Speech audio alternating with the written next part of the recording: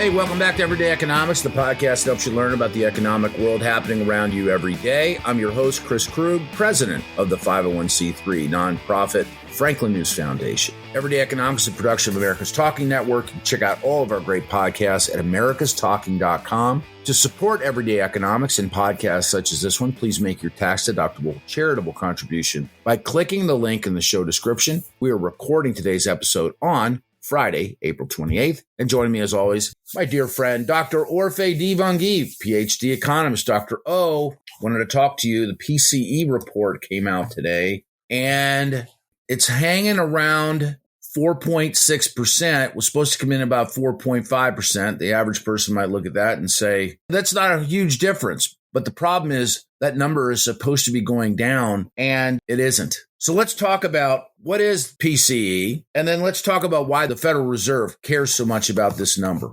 The number itself is not, I don't think it's terrible at all. In fact, I saw it very differently. You know, if you look at last month, we were at around 5.1% year over year headline. Headline PCE fell to 4% this month. You know, it's falling. You know, we've gone from 5% last month to 4.2% headline PCE. And then you have core PCE, which was, I believe, 4.7% last month, down to 4.6. So it's a small decrease. I think a lot of people will say, well, it's not falling fast enough, given that the Fed is trying to get that number down to 2%. And so, yeah, I mean, disinflation is still underway. It might be slow to come down, but it's still underway. I mean, look, you have a cooling labor market. You have lower than expected economic growth in the first quarter. Yesterday's numbers showed the economy is growing at a pace of 1.1% for the year in the first quarter. You have a slew of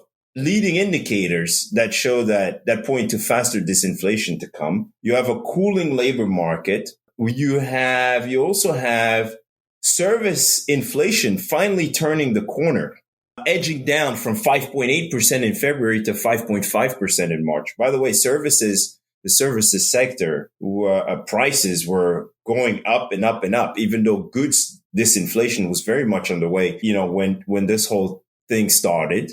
Annual goods inflation slowed further to 1.6% in March. So, you know, you're still seeing consumers are spending less and less on goods, spending on services, but that's also coming down. Part of the problem in the services sector was a very tight labor market. You know, the persistent supply side challenges that caused, you know, a labor intensive services industry to have more than, you know, excess demand and not enough workers to fill those jobs. And that tight labor market fueled wage growth and resulted in higher employment compensation as a result. And so all of that is turning the corner. And because it's turning the corner, I'm actually pretty optimistic that we're going to see further disinflation. Now, the big question, I think, for everyone, including myself, should be how far below zero will we have to get before inflation returns to that 2% target?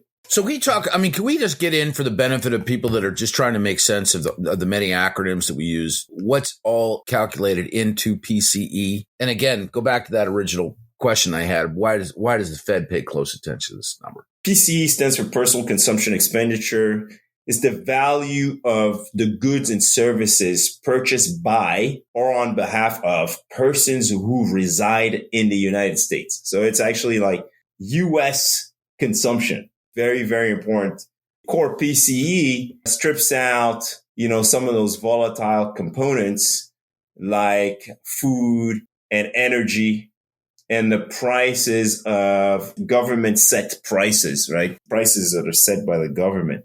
And so it gives us a very good look at American consumers and how much they're spending out there, right? And of course, if you have demand increasing much faster than supply, you end up with faster increases, price increases, and an inflationary issue. So that kind of sums it up. Now, why does the Fed care so much about core PCE? Yeah, talk to me about that. Yeah, no, absolutely. So core PCE is policymakers care about core PCE because it gets rid of it strips out food and energy, and you really gives you a clearer picture about the stuff that might actually be sticky. So like, in other words, we don't want inflation hovering at 4.6%. We want it to go down to 2%. So we want to figure out, okay, what in that number is going to be sticky? What in that number is not going to come down despite all of our efforts? And do we need to continue to apply the brakes or not? If inflation was mostly driven by food and energy, then the Fed wouldn't be so worried about inflation. The fact that inflation is driven by other factors that are somewhat stickier is why the Fed is a little bit worried about inflation and has to apply the brakes. And so that's why we strip out food and energy, which tend to be highly volatile depending on, supply factors that sometimes are completely out of our control. Like, for example, OPEC reducing, the supply of oil, for example, right? Stripping out those factors to focus on the part that we can control to some extent is why we look at core PCE. Well, I appreciate your thoughts and insights as always. For Orphe Divounguy, this has been Chris Krug. Subscribe to Everyday Economics and dozens of other quality podcasts at americastalking.com.